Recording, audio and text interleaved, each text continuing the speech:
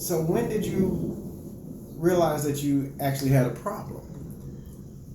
I realized I had a problem when I stopped being myself.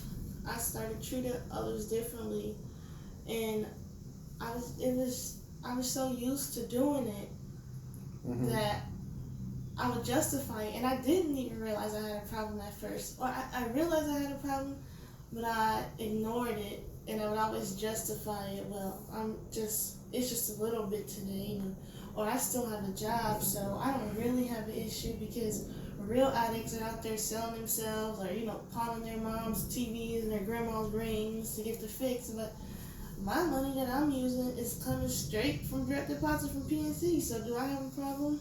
No, because I'm working for this money. So you were able to keep up with all your bills and stuff, and still able to purchase the drug that you needed. Now, but when did you realize that you really, really had a problem? Was it during your treatment, or was it while you were using you realized you had a problem? Or I think there was a single incident that occurred that I realized I had a problem. I had mixed heroin and Klonopin, and they obviously did not mix well, and I kind of went on a bender, and I was... A bender? I was... Like binging? Like you just... Yes, on days. And heroin is a depressant, and so is Klonopin, because Klonopin is an anxiety medicine, and heroin obviously is an opiate, but it releases dopamine and it relaxes you. They're downers or depressors.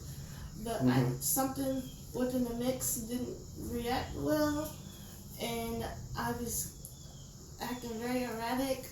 The police were called. I was trying to fight police officers. Really? Yes. I was yelling at my mother, telling her that, see, when they took me out of my house. Who called the police? My mother called the police. Okay. And I did not know that she called the police. And in my mind, everything was happening lickety-split.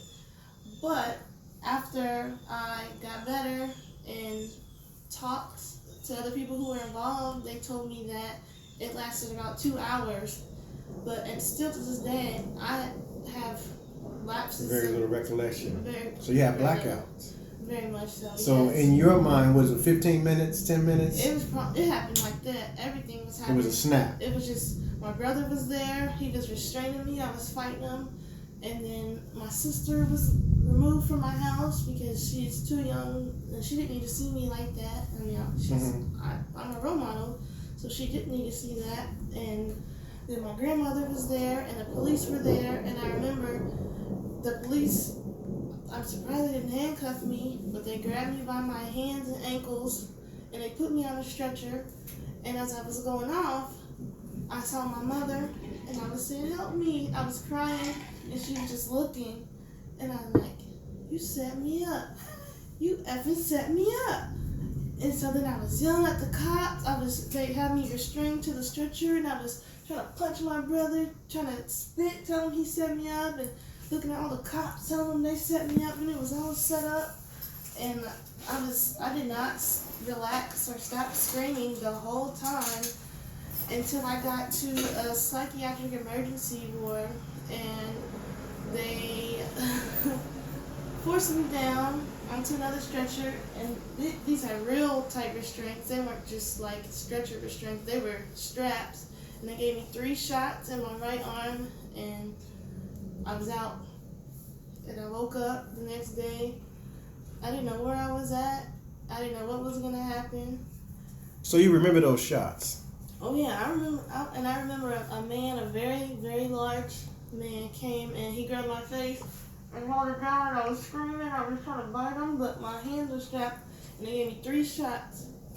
And I know one of the shots was Geodome. I don't know why I remember that, but I was telling him, no, I don't like that. And I was just screaming. I don't know what I was saying or what I thought was going to happen, but when that happened, and after it happened, after I sobered up, because really the drug was still in my system, after I sobered up and got rest, little bits and pieces were coming back to me. And after that stay, it was just an overnight stay, I went to just a regular psychiatric hospital for 7 days. And I really just had a lot of time to sit and reflect and really be honest with yourself.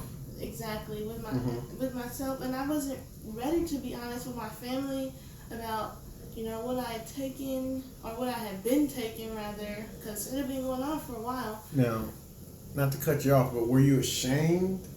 Was it fear, a shame that kept you, or what was it that kept you from being honest with your family? Guilt and shame. Guilt.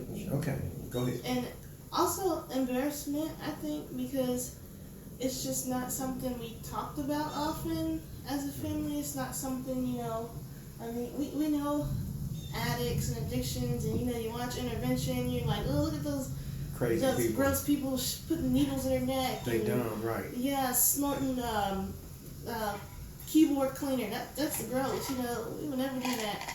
And it was just kind of taboo. And to me, at least, it felt that way. And so it just, I don't know. I felt ashamed to have done it, and I also, honestly was scared that I was gonna get in trouble because I had lied a lot.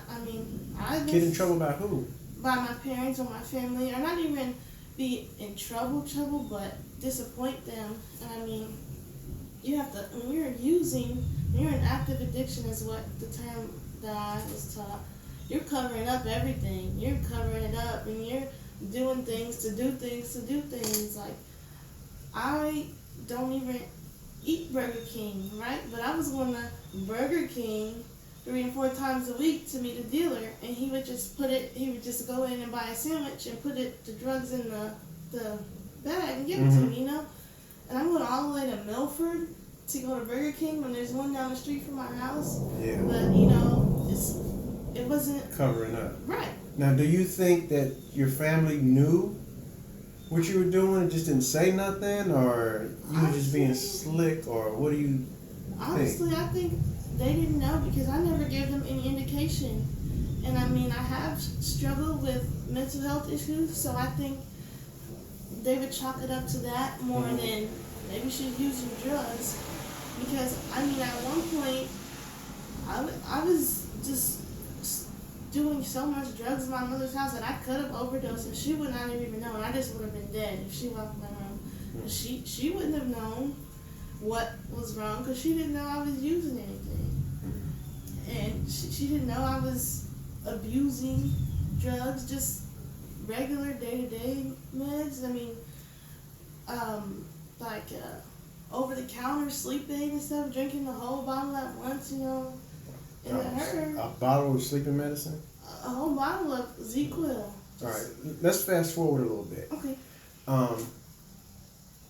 Now, before we go there, is it difficult for you to remember and go back and think about those things and speak them out loud?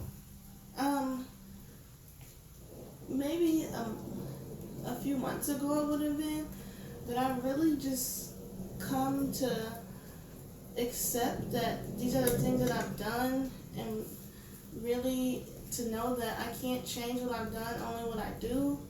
And if I stick with that, it makes it a little bit less hard.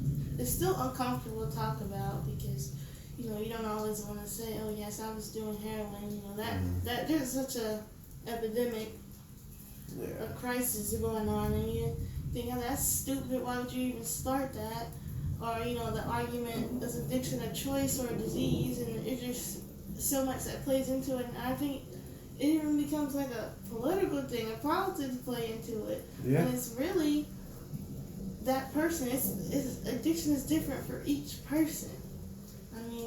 There's people who can go slam 6 shots and be okay.